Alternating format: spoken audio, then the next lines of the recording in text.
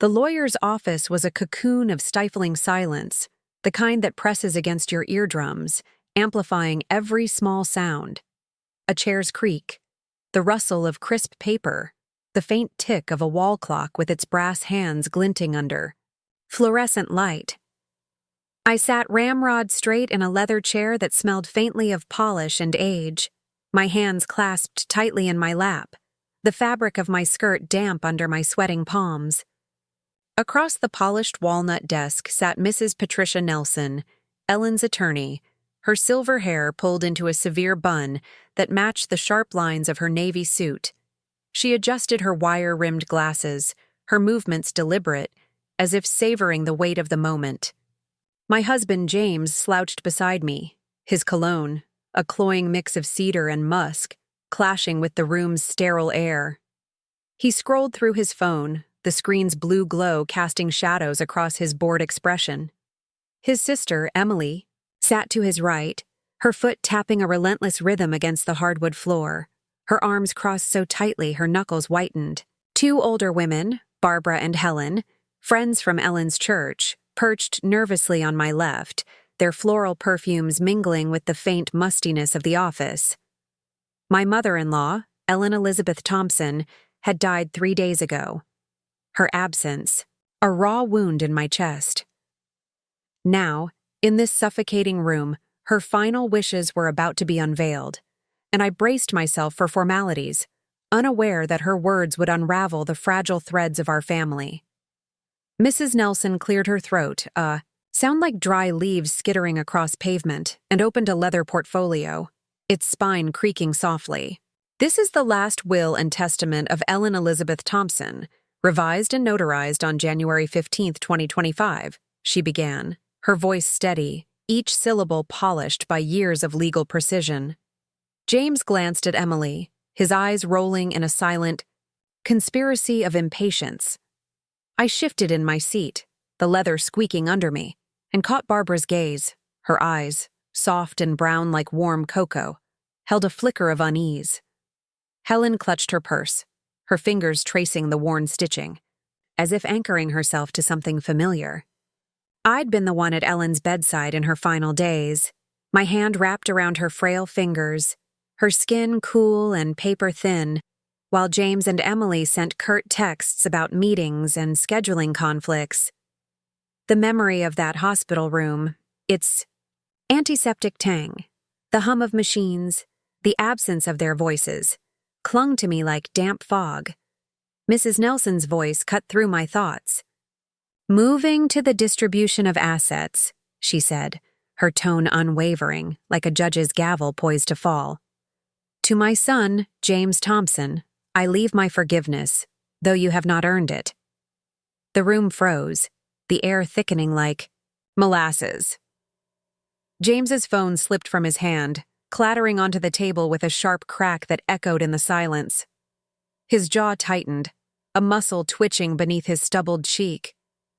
Emily's foot stopped mid-tap, her breath catching audibly, a soft hiss like a punctured tire.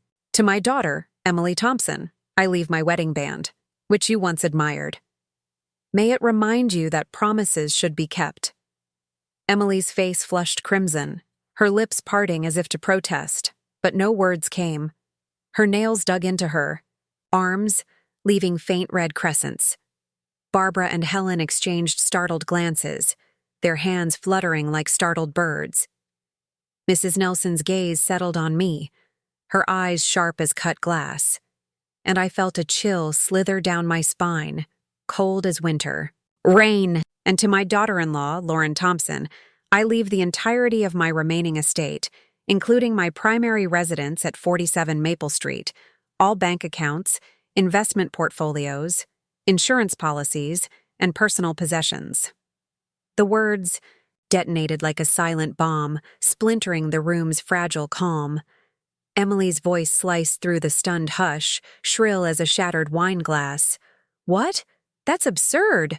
James leapt to his feet, his chair scraping against the floor with a grating screech, his face a storm of disbelief and fury. "There's been a mistake. Lauren barely knew her." His voice boomed, rattling the framed diplomas on the wall. their glass catching the light in jagged flashes. Mrs. Nelson remained an unshakable pillar, slipping off her glasses with a measured calm. There is no mistake. Ellen was of sound mind when she made these changes. Her words were cool, precise. Like a scalpel cutting through chaos, James turned to me, his eyes blazing with accusation, his breath hot and sour with coffee. "You knew about this, didn't you? You manipulated her while she was doped up, confused, dying." The words stung like a slap, my cheeks burning as, if struck. I shook my head, my voice barely a whisper, trembling like a leaf in a storm. I had no idea. She asked me to drive her downtown in January, said it was for her medication plan. I waited in the car. I never knew. How convenient. Emily spat, her voice dripping venom, her eyes narrowing to slits that glittered with malice. The devoted daughter-in-law act worked perfectly, didn't it? You played her like a fiddle. Her words were sharp, slicing through the air like a knife through silk. Barbara reached for Helen's hand, their fingers intertwining, their faces pale as parchment. Mrs. Nelson raised a hand, her silver bracelet glinting, silencing the room like a conductor halting an orchestra. "I anticipated this reaction," she said, sliding a document across the desk, its edges crisp and white. "This is a psychiatric evaluation performed 1 week before Ellen revised her will, certifying her mental competency. She also recorded a video statement explaining her decisions, which will be provided to the court if necessary." James's face drained of color, his skin ashen like frost on a window pane. "How much?" he asked, his voice hoarse, cracking like dry twigs. Mrs. Nelson glanced at me, her expression softening for a fleeting moment. "The cottage on Maple Street is valued at approximately $450,000. There are investment accounts totaling just over $1.2 million and insurance policies worth $300,000. Ellen lived modestly but invested wisely. The numbers hung in the air, heavy as storm clouds. Barbara and Helen stared at me, their eyes wide with a mix of shock and something else, respect perhaps, or vindication. To my friends, Barbara Mercer and Helen Carter, Mrs. Nelson continued, "I leave my gratitude for your kindness in my final year and $10,000 each." The two women gasped softly, their hands tightening around each other's. "This is legally binding," Mrs. Nelson concluded, her voice firm as iron. "My office will handle the transfer of assets. I need to speak with Mrs. Thompson privately." "Now!" James and Emily stormed out, their footsteps pounding like thunder on the hardwood floor. Barbara and Helen followed, their steps softer, their whispers trailing like the scent of their perfume. Alone with Mrs. Nelson, I felt the room's silence press against me, heavy as a wool blanket. She handed me a sealed envelope, its edges slightly creased, my name written in Ellen's sharp, elegant script. "Ellen asked me to give you this after the reading," she said softly, her voice warm as a hearth fire. "She said you'd understand." My fingers trembled as I broke the seal, the paper crinkling like autumn leaves. Inside was a key, its iron surface cold and rusted, taped to a single sheet of paper. An address, 47 Maple Street, was scrawled above a line that chilled my blood. They never loved me. Now they will learn what it means to be forgotten. The words burned into my mind, sharp as frostbite, their weight sinking into my bones. I folded the note, my hands shaking, and slipped it into my purse, the leather cool against my fingertips. Mrs. Nelson watched me, her eyes kind but knowing. "She chose you for a reason," she said, her voice barely above a whisper, like a secret shared in a confessional. I left the office in a daze, the late afternoon sun blindingly bright, its warmth clashing with the cold knot in my stomach. The parking lot buzzed with life, families helping patients into cars, children clutching balloons that bobbed like bright cherries, new mothers cradling infants swaddled in soft blankets. I stood by my car, the metal handle hot under my palm, and inhaled the sharp scent of exhaust and blooming jasmine. Ellen's note felt like a live coal in my purse, its words searing my thoughts. I drove home, the hum of the engine a steady drone, the world outside a blur of green trees and gray asphalt. James was sprawled on our couch when I entered, the living room dim, the air thick with the stale smell of beer and popcorn. Basketball highlights flickered on the TV, the crowd's roar a distant echo. "Where have you been?" he asked, his eyes fixed on the screen, his voice casual as if we hadn't just been blindsided.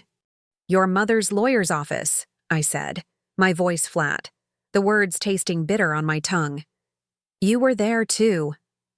He muted the TV, the sudden silence jarring, and turned to me, his jaw tight.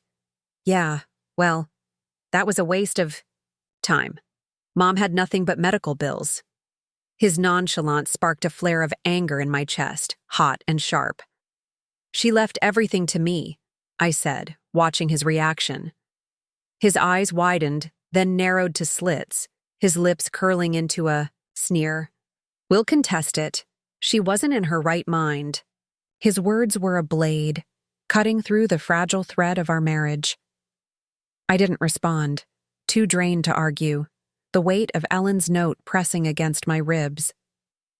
That night, I lay awake, the key from Ellen's envelope biting into my palm, its cold metal grounding me in the darkness. The bedroom smelled of James's cologne and the faint lavender of my pillow spray, a futile attempt at calm. He came home late, the mattress dipping as he slid into bed, his breath heavy with whiskey. By dawn, I'd made my decision, the resolve hardening like ice in my veins. I showered, the hot water stinging my skin, and dressed in a soft cotton, blouse and jeans, the fabric cool against my flushed body. The GPS led me out of town, past fields of swaying corn and barns weathered to silver, to a gravel drive hidden by overgrown bushes, their leaves whispering in the morning breeze.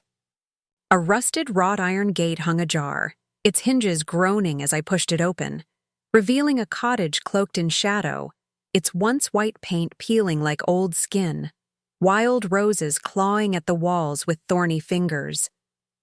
The key turned smoothly in the lock, the door creaking open to release a puff of dusty air, thick with the scent of old paper and faint lavender. Dust motes danced in slants of sunlight, piercing tattered curtains, their edges frayed like moth-eaten lace. Books lined sagging shelves, their leather spines cracked but proud.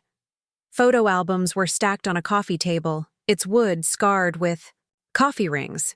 In the kitchen, a chipped formica table held another envelope, its bold script declaring, "To be opened upon my death by my lawyer." The air was still, heavy with the weight of secrets, the floorboards creaking under my steps, like a chorus of whispers. This was Ellen's true home, not the sterile assisted living facility where James had parked her, its beige walls and fluorescent lights a mockery of comfort. This cottage, with its peeling wallpaper and faded rugs, was where her heart had lingered. Sat at the table, the chair's worn cushions sinking under me, and ran my fingers over the envelope, its paper cool and slightly rough. The silence wrapped around me like a heavy quilt, broken only by the distant chirp of crickets outside. I called Mrs. Nelson, my voice steady despite the pulse hammering in my throat. "I found another envelope at the cottage," I said, the words tasting like dust. "It's addressed to you." Her pause was brief, her voice warm but firm. "Bring it tomorrow. And Lauren," Ellen insisted James and Emily be present. My stomach twisted, sour as unripe fruit. "I'll make sure they're there," I promised, though the thought of facing them again felt like swallowing glass. That evening, I returned home, the house dark except for the flicker of the TV. James was on the couch, a beer bottle sweating on the coffee table, its amber liquid catching the light. "You're late," he said, his tone light but edged with suspicion. "I've been handling your mother's affairs," I replied, my voice sharp as a winter wind. "Since no one else bothered." His eyes flicked to me, calculating, then softened into a mask of concern. Look, I know I wasn't there for... Mom, work's been crazy. You know how it is. His excuse was flimsy, like tissue paper in a storm. Her lawyer needs us tomorrow, I said, ignoring his deflection. For another reading. Emily, too. He shrugged, his shoulders slumping. Fine, I'll call her. The next morning, we drove downtown in silence, the car's leather seats sticking to my thighs, the air thick with tension and the faint smell of James's aftershave. Emily waited outside Mrs. Nelson's office, her cigarette smoke curling, like a ghost in the crisp morning air. She stabbed it out on the pavement, her face pinched with annoyance. "This is ridiculous," she muttered, her breath visible in the chill. I had to take unpaid leave for this nonsense. We entered the office together, a fractured family bound only by legal obligation. Mrs. Nelson's office was unchanged, the orchid on her windowsill a vibrant splash of purple against the gray morning light. She opened the second envelope, revealing a letter that echoed the will's sentiments, detailing Ellen's reasons. Years of neglect, unanswered calls, forgotten holidays. "My children abandoned me," Ellen had written, her script sharp as a blade. "Lauren was there when no one else was." James scoffed, his laugh bitter as burnt coffee. Emily's eyes glistened, her fingers twisting a tissue into knots. "Mrs." Nelson's voice remained steady, her words a lighthouse in the storm of their emotions. "Ellen wanted you to hear this," she said, folding the letter with a soft rustle. "She chose Lauren to carry her legacy." The room felt smaller, the air heavy with the weight of Ellen's truth. As we left, James's silence was a storm brewing, Emily's footsteps sharp as gunfire on the stairs. Back at the cottage, I explored further, my fingers trailing over dusty surfaces, the air cool and musty. A shelf by the fireplace held leather-bound journals, their pages yellowed but intact, each labeled with a year in Ellen's precise hand. I chose the most recent, settling into an armchair by the window, its cushions smelling faintly of mildew and lavender. Outside, crickets sang a mournful chorus, their song mingling with the rustle of leaves in the evening breeze. Henry's been gone 3 years today, Ellen had written. James called, needing money for car repairs. I sent it, though it broke my heart. He promised to visit but never did. Another entry, months later. Emily came by, spent 10 minutes complaining about her job, left when I mentioned my scans. She asked for my mother's earrings. I refused. She called me selfish. The journals were a tapestry of pain, woven with threads of loneliness and betrayal. Ellen described holidays alone, a small turkey roasted for no one, a table set out of habit, her children's excuses thin as tissue paper. Christmas again, she wrote. James didn't call. Emily texted about her boyfriend's family. I ate alone. The silence louder than ever. My eyes burned, tears blurring her words, the ink smudging under my fingertips. Under her bed, I found a wooden chest, its hinges creaking as I opened it, revealing bundles of letters tied with faded ribbon. One, from Henry, was dated weeks before his death. Our children are strangers now, Ellen. Don't reward their neglect. Do what's right, even if it breaks your heart. His words, shaky but resolute, echoed in my chest, a drumbeat of truth. James's behavior shifted in the days that followed, a chameleon changing colors. He called daily, his voice syrupy with concern, asking about my day, my feelings. He cooked dinners, the kitchen filled with the savory aroma of garlic and rosemary, the clink of wine glasses a mockery of intimacy. He bought flowers, their petals, soft as velvet, their scent cloying in our sterile home. But his eyes betrayed him, cold and calculating, like a predator stalking prey. Emily, meanwhile, filed a court challenge, her petition a venomous accusation that I'd manipulated Ellen, preying on her illness. Mrs. Nelson was prepared, producing Ellen's recordings, her voice, thin but clear, detailing James's financial demands, Emily's dismissive visits. "My daughter asked for my earrings today," Ellen said in one, her tone heavy with resignation. "She didn't ask about my health." The hearing was a blur, the courtroom airless, the wooden benches hard under my thighs. Emily's attorney, a nervous man with thinning hair, shuffled papers, his voice faltering as he presented their flimsy case. Mrs. Nelson countered with surgical precision, her evidence, psychiatric reports, medical testimony, Ellen's recordings, stacked like an impenetrable fortress. The judge, his face stern as weathered stone, dismissed the challenge in under an hour, his gavel's crack echoing like a thunderclap. Emily was ordered to pay court costs, her face crumpling like tissue paper. James sat behind her, his eyes burning into me, his hostility a palpable heat. The aftermath rippled through our small town. The local paper ran a story, its ink sharp and black, detailing the failed challenge. Emily's friends drifted away, their excuses thin as gossamer. Her boutique job let her go, citing distractions. Her boyfriend vanished from her social media, his absence a silent verdict. James's facade crumbled one night, his whiskey glass sweating on the coffee table, the amber liquid catching the lamplight. "You turned my mother against me," he snarled, his voice rough as gravel, his breath sour with alcohol. "You stole everything." I stood my ground, my voice steady as stone. Ellen did that herself. She just needed someone to see her. His eyes narrowed, his hands clenching into fists. But I felt no fear, only a quiet strength, like roots sinking deep into earth. "I'm moving to the cottage," I said, my words cutting through the tension like a blade. "We'll discuss. Divorce through attorneys." His shock was genuine, his mouth opening and closing like a fish gasping for air. "Divorce? After everything I've done for you?"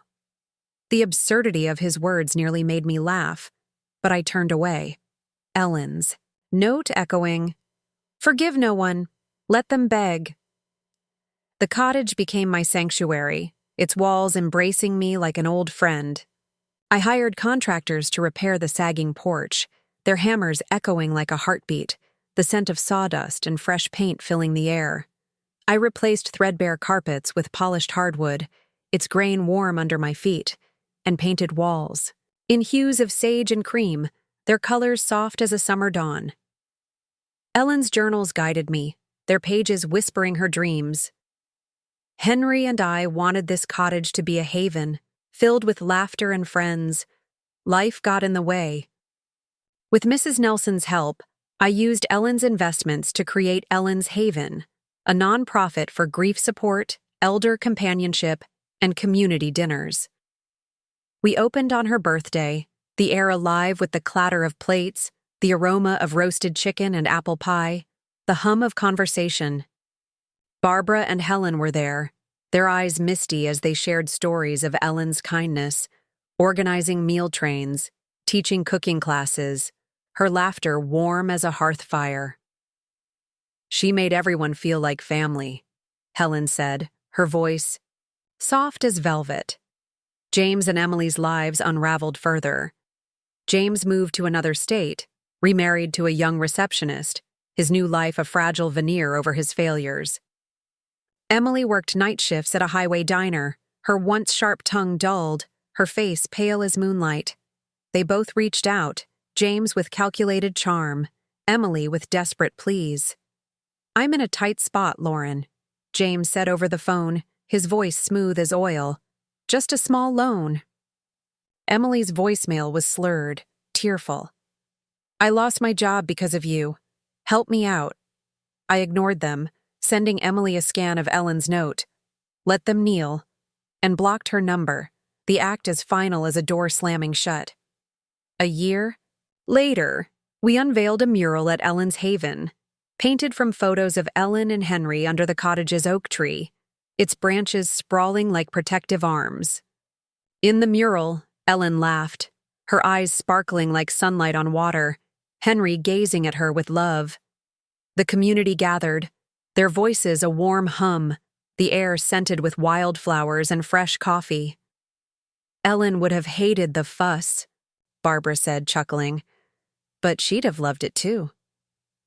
That night, I spoke at a regional conference on elder care, the podium solid under my hands, the room filled with the rustle of notebooks and the scent of polished wood.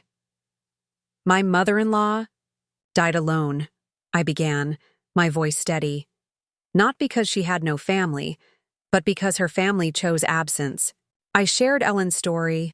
Her name changed, her pain softened, but her truth sharp. How isolation creeps in through small betrayals, missed calls, broken promises. An editor approached me, her card crisp in my hand. "Write a book," she urged. I did, pouring Ellen's story into The Letter That Set Me Free, its pages heavy with grief and hope. Published on Ellen's Haven's 2nd anniversary, the launch filled the center with laughter, the clink of glasses, the scent of lavender candles. I signed copies, my pen scratching against paper, my heart full. That night, I walked to the Ita oak tree, its bark rough under my palm, and placed wildflowers at its base, their petals soft as whispers. "You were never forgotten," I said, the breeze carrying my words into the starlit sky. "Neither am I." Ellen's Haven grew, its rooms alive with art classes, grief circles, children's laughter. The future stretched ahead, built on truth and resilience.